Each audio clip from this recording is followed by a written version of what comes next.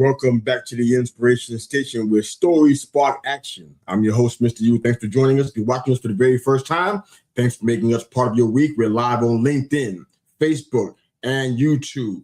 Definitely subscribe to our YouTube channel, youtube.com /They Call Me Mr. U, or find us on Apple Podcasts, or do both. Thanks for your support. We definitely appreciate that. We always try to go into this show. It's right out of the mind of Mr. Yusuf. We could rely to talk about anything in the course of the episode. So we're excited about the free-flowing flexibility that we have in this show.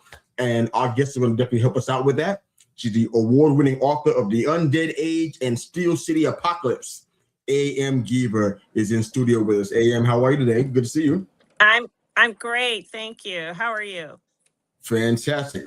Wild morning so far, but it's a good thing. This is the life of a podcaster, which I'm sure you understand. We talk about a lot of stuff on this show, but I want to kind of get into just something that kind of sparked my interest because you're a writer, and I'm an author too. I guess I'm considered a published author, but I haven't written a book in a little while, since 96, I think it was. No, okay. Maybe 2006. So it's been a while since I had a book out, but you talk a lot about the apocalypse and post-apocalyptic kind of fiction that you write. Why did that type of work appeal to you so much when you can write about so many different things that are out there? Why that above other stuff? Sure. One of the things I like about post-apocalyptic fiction is the what if. And obviously you have that in any kind of story. But I find that in a post-apocalyptic setting, you can really make it more extreme and more challenging. You know, the challenges are only limited by what you can imagine as the writer or the creative, who's helping collaborate with the story. So I like that aspect. I like the, tearing everything down and building it back up because I fundamentally am really interested in characters and people. And it's interesting to play with the transformations that occur when people are put into really extreme situations. Why do some people break good and some people break bad? How does it change them? How do they live with it? Can they live with it? Can people who have a chance to redeem themselves, do they take that chance or do they fall back on doing what they've been doing? So I'm really interested in the human condition, and a post-apocalyptic setting really lets me, essentially torture my characters. I find that most post-apoc and dystopian authors are kind of torturers on some level. But if we can keep it in fiction, then that's a appropriate outlet. I love it. I would ask you if you have an affinity towards talking about the human condition, because I hear that coming out.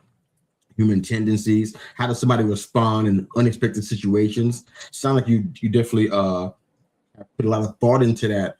I think you consider yourself a sci-fi enthusiast. Were you ever? Did you grow up on Star Trek, Star Wars, things of that nature? Is that something that would kind of inspire you a little bit? Yeah, absolutely. And because my older brothers and sisters, especially my brothers, were all really into sci-fi. I got into reading at a young age, and there's a surprising amount of science fiction or science fiction influence in certainly fantasy stories for children. So, I read so much, almost anything that caught my eye and I can remember one book I did not finish as a child in school because I had been told by my mother, you have to finish a book. And I remember confessing to Mrs. Buncher, my fourth grade teacher, that I just couldn't finish this book. I hated it. I kept falling asleep. And I thought she was going to be really mad. And she was like, that's okay. I was like, was it War and Peace? Pardon me? Was the book War and Peace? No, it was a C.S. Lewis book. It was not The Lion, the Witch, and the Wardrobe series. It was another of his books, and I kept falling asleep. Honestly, it made me really sleepy. But I like this work.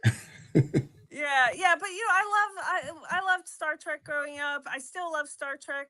Love Star Wars. Love all these different science fiction authors. And not all of them are straight sci-fi. Like that's not all they write. But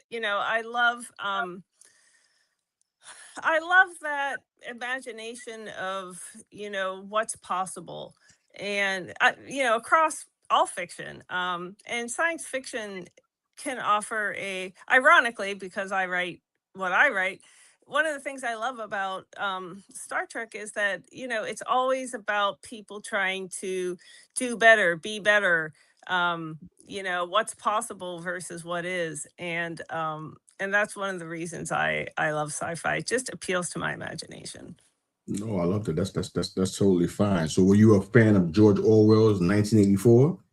Was that a book? Oh my gosh, it was so depressing. Such a good book, but one of my favorite books is Fahrenheit 451 by Ray Bradbury. For your listeners and viewers who aren't familiar, it's set in the future when firemen burn books. They don't put out house fires. They don't do that kind of thing. They burn books because there's a somewhat repressive government, and a lot of the things that are in that book have actually happened. Like Wow. one of the ways to pacify that population, they had these big television screens that were an entire wall, and people were plugged into their devices all the time, and there were like live broadcasts of criminals being chased down. This book was written in the 50s. So and of course all of these books were completely banned because books are full of ideas, and so the main character is a fireman who has a experience that starts to make him question what he's doing. So yeah, but 1984 was so good, but that last line, the bullet ripped through his brain, oh, it was rough. Yeah, it is rough. I really believe that art imitates life. Like you said, there's some things that are written in books that we're seeing play out. I think there's some movies that we can say the same thing about. Movies like Blue Thunder comes to mind. I think it was 1981. Now it's actually a helicopter that can look in buildings now. It's like, okay, it's not just a movie, this is actually happening now. So art definitely imitates life. But you write about, absolutely, as an enthusiast of science fiction, you write about impossible situations, impossible choices, no-win scenarios, that kind of thing. And as you mentioned earlier, bad behavior and the human condition. How does a human tend to go good or breaking bad? Do you have personal examples of this that have been reflected from your life, where you had to make impossible choices or been in no-win situations? Is that something that kind of you use as an inspiration for some of your work? Oh my gosh, that is such a good question that I'm totally unprepared for. This is what I do on all of our shows. This is what I do. So this is roll with it. Oh my gosh, that is so good. Impossible situation.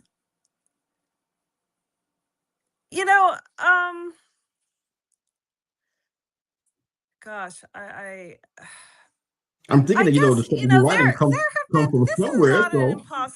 This is not an impossible situation. Okay. But this is, oh gosh, I'm so sorry. My dog is starting. One of the hellhounds. As soon as the dog passes, she'll stop. I promise. Dax, stop it.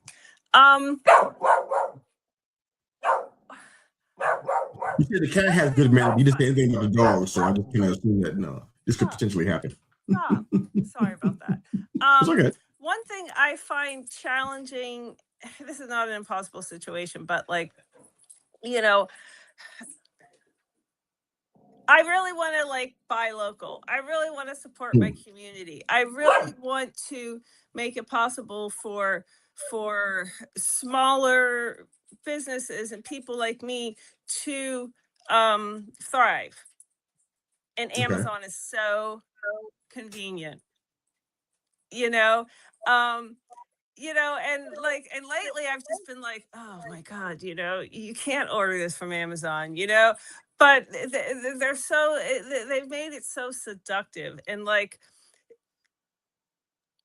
it's not really that hard but that mind shift change can be very challenging. That mind shift change of I've already paid for that shipping, so I need to use it. I've already done X, Y, and Z, and it's like, okay, well, so where do you fall, Annie? I mean, is it about trying to support people? Is it about trying to support places that treat their workers well? Or, Mm, is it about good point. you want it tomorrow? And I'm embarrassed to say that like I have to have these conversations with myself because it should be, pretty easy. Um, but but that's a reality. And it's not a no-win situation, and in some ways it's very low stakes, but in other ways it has really serious consequences for people who work there, or people who are trying to make a business, people who are trying to organize labor union there. I mean, Yeah. Chris Smalls, so brave, such a brave dude, and yeah, so I'm sorry, that's the best answer I've got for you. No, I mean that's fine. I don't mind asking tough questions. I mean, it brings a lot of things out. I mean, look at what just came out of that tough question. Because for me, I'm listening to what you do and why you do it, and you share about things that kind of highlight the human condition. Sometimes the worst part of us. So, I mean, think about all that's been going on around the world without getting too much commentary, the Oh, blackouts and everything. People, I mean, to be honest, we had a power outage here a couple of weeks ago, and it was bad timing because I was in the middle of scheduling an interview and having things, in place, and it was like, okay, the person was sitting there waiting for me to respond, and I couldn't respond, couldn't do anything. There was no way to get to them because there was no right. power. I mean, so it's frustrating. Some people get bent out of shape because their piece is late. I'm not in that category, but I mean, when you can't communicate with your wife and she's somewhere out in a city and you can't reach her, that's a little bit Right. nerve wracking. If you can't reach a client and it's time sensitive, if you don't respond in a certain amount of time, you could lose the client.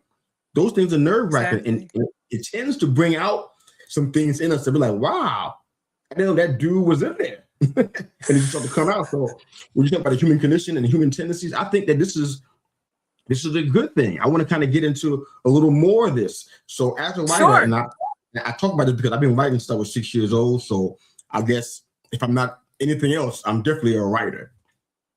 Hmm. How do you deal with writer's block? Because we all, face that in different ways. Some people ignore it, act like it doesn't exist, or they just say, you know what, maybe it means this when it doesn't mean that. How do you deal with writer's block, AM? I don't think there is such a thing as writer's block for me. Ooh, I okay. read a Okay. really good book about academic writing because I worked at a university and in the faculty development department. So I dealt primarily with faculty, and we did the new faculty orientation. And every year they would get a different book. Every crop would get a different book. And the book they got this one year, which was right about the time I seriously started writing, was called How to Write a Lot. And one of the things that the guy said was, you have to choose. Do you make time to teach class? Do you make time to do research? Do you make time to do all these other parts of your job? No, you do them because they're important. And if you have to publish academic research, you have to treat it as like an integral part of your job, which is including the writing time. So he said, there's no such thing as writer's block. There's just not writing. And, Hmm. so I got a lot of, and like that has proven to be true for me. I don't want to say that that's true for other people because I don't know what it is for other people, and other people struggle in different ways. But for me, I have found that to be true, because doctors, for me to think about it in terms of, doctors don't get doctor's block, minors don't get minor's block, you know, the dude who picks up my garbage doesn't get, picking up the garbage block. People do their jobs. And so you have to make it a priority. Another thing it said in this book is that you have to set your writing time and guard it ruthlessly because That's a good point. everyone and everything will try to impinge on that time. And I have found that to be so true. Um, and So I don't find that to be true for me. Now, I do find that, having said that, when the pandemic hit, I was about 30,000 uh, words into the third book in the Undead Age trilogy. I was trucking along, and the pandemic hit, and all of a sudden, like, everything's changing. You don't really know what's happening. And I found the environment too distracting to write, and Uh, it threw me off writing for a good 6 months. And wow. it wasn't because I didn't have the ideas, didn't know what the story was going to be. I was actually jotting down ideas and thinking about it a lot, but to sit down and write and to focus that attention when all this other stuff was going on, trying to make sure that we could take care of my elderly father without getting him sick, Oh, wow. trying to protect ourselves, like all that kind of dealing with, the politicization of something that to me seemed pretty darn straightforward. I found that so distracting that I could not settle down to write. Mm, that's deep. Uh, I really like the idea that you said that writer's block doesn't exist. I like that. I want to ask the question to kind of add or lend to that. Where do you get your inspiration from? Because even though when you're working in the creative realm, the garbage man is a little different. The person on customer service Sure. support, they're doing things a little different. It's their job, and it's so it's systematized, the word. Hmm. Sure. Either way, it's really systematic. So they go to work and turn the computer on, and their work kind of almost makes itself. They know what they Right. have to do. They're not creating work. You and I are creatives. We have to Right. create stories and create episodes and etc. and content. Where do you get your inspiration from to do that? When you are faced with Well, what other men see as writer's block, what do you do to say, you know what? This is what I need to pull from. Do you go to the park and sit, listen to the birds? Do you watch something? Do you read a book? What do you do to get inspiration to create your stuff? Well, as far as like needing a reset, sometimes I like to get outside. I like to do stuff with my dogs. I like to do something that like gets my body moving. But as far as ideas, I am either blessed or cursed with a completely overactive imagination. Like when I'm in a house by myself and it's late at night, I can't tell you how many times I have said to myself, Annie, the most scary thing in this house is your imagination. You know, that creak noise is not something scary. That's your imagination running away with you. So, I don't find ideas hard because I'm always like thinking about things. Like for as much as I find my phone a blessing and a curse, I carry that thing with me everywhere because I make voice memos all the time because I'll be thinking about some aspect of my story. And if I don't get it down somehow, I will forget it by the end. Um, so, and it's, because like I have more ideas. Sometimes people will say, and you may have encountered this, oh, I've got a great idea for a book for you. It's like I don't need that idea. I've got 3 series that I want to write, but I've got to finish what I'm working on now. Like Yeah. I've got 15 years worth of writing already, and I haven't even had the next idea. So I'm lucky in that my overactive imagination keeps me busy because it's funny. My mother was an incredibly curious person. She passed about 9 years ago. And Sorry. she was always curious about what was going on and why things were the way they were and why did people do things. And I'd kind of gotten out of touch with that until my uncle came to visit, and he's in his 90s now, and he is so curious about everything. And he was like just asking these questions and wondering about things, and it just reminded me how much my mother was like that, just how she was so curious about people and about ideas in the world. And so, I must have gotten that from her because I am curious about that. and then my imagination runs away with me as well. No, I totally get it. That's very interesting. With the time that we have left, I want to try to get a few more questions in because some things I think you have a unique perspective on that I want you to share with our audience. I know that you've entered into the indie publishing realm, and you're kind of doing that Hmm. outside of the traditional sense.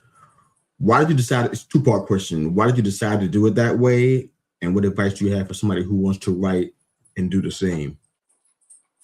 I decided to do the indie route because the more I learned about traditional publishing, the more I learned that a lot of the things they used to do for you, if you got your book traditionally published, they don't do anymore. And it's been Mm, shifted to the writer. Um, wow. so, they're not going unless you're Stephen King, they're not setting up writing tours for you. And they're not going to be getting a big marketing budget behind you. But the Yeah. bigger reason I chose indie is because it's twofold. I didn't want to wait. Because, first if you're going to go trad, first you have to get an agent. That can take years. Then your agent has to sell the book, to an editor, which can take years. And then an editor has to convince their boss that this book is worth doing. So let's assume it all falls into place for you like that. That could be 3 years before your book Mm, is out. Um, yikes. so, I was just too impatient. I'm such an impatient person. Um, so that didn't make sense to me. Um, and the more I got in touch with writers in the indie community, the people are so willing to share their knowledge, and it's a very supportive place. So I really like that. And then another aspect is that I didn't need the external validation of a traditional publishing route. Some people, it's really important to them that a publishing company will say, "Hey, I think your book is good enough to do this with," and that's fine. That's totally fine. But I didn't need that. I felt like I had a series, or well, the first book. I had a book that was good, that people would hopefully like, and I didn't need somebody to tell me it was good Yeah, in order to probably. move forward. Definitely. And So, as far as advice, I would say, um, I stumbled onto using Facebook as a resource as a writer. I had no idea that like okay, there that's were all these interesting. Facebook groups. I just happened to sign up for a webinar by a romance author about getting your book published, and she was a New York Times bestseller, so I figured she knew what she was talking about, and she does. Um, but just go on Facebook and look for writers groups. You will find tons of things, or independent publishing. You will find so much, and you will learn a lot if go into these groups and see what people are doing and ask for help, because people, we all like to talk about a learning curve. Well, when I decided to do this, I felt like it was a learning cliff. I felt like I was at the bottom of a cliff, and how am I ever going to climb it? But there were all these people who were willing to throw ropes, because I got plugged into these communities of people who were willing to share their knowledge. Thank you. I appreciate you sharing that. What's your favorite and not so favorite part of being a writer?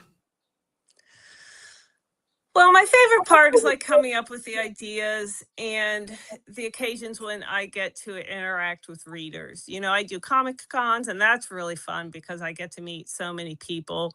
And I have people who come back and see me. Like the first time someone said, "Oh, I came to this Comic Con to see you," I was like, looking around to see who they were talking to. I was That's amazing. flabbergasted.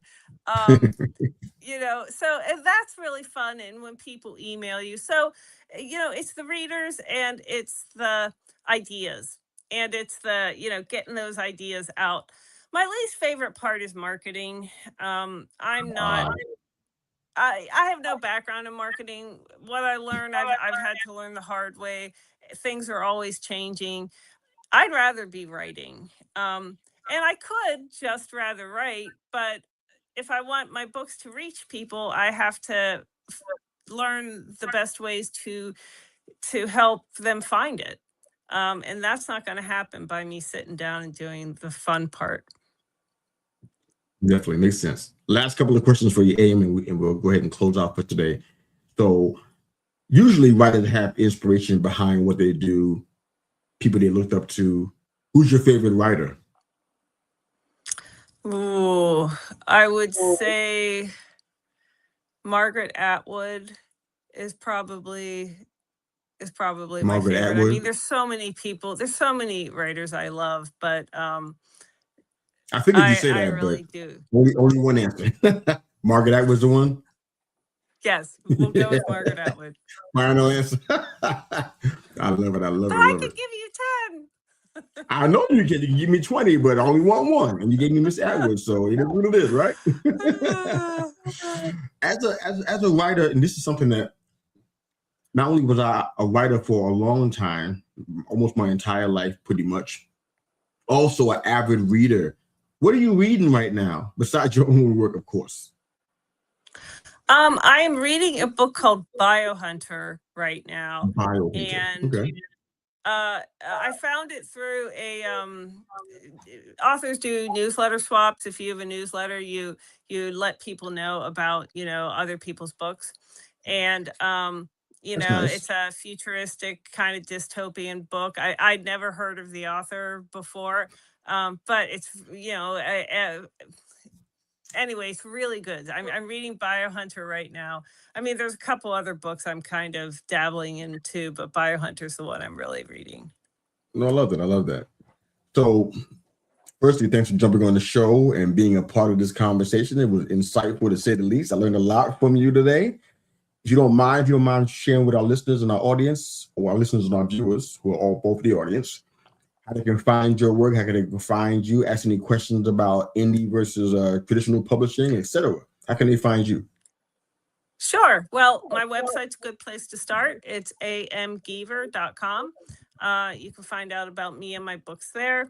All of my books are published on Amazon and are in the Kindle Unlimited program.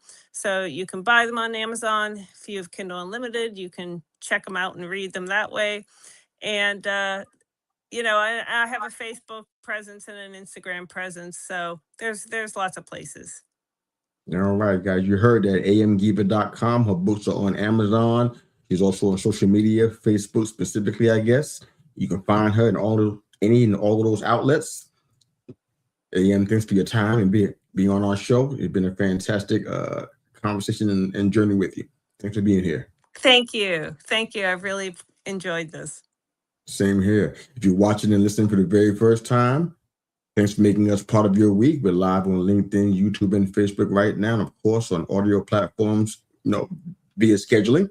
But thanks again for making us a part of your day. This is they call me Mr. U, and I thank you for joining us and being a part of the flagship, our very first show, and the one that means the most because we get a chance to talk to everyone about anything. So it's been fun. AM, thanks for being here, and thanks for being a part of this.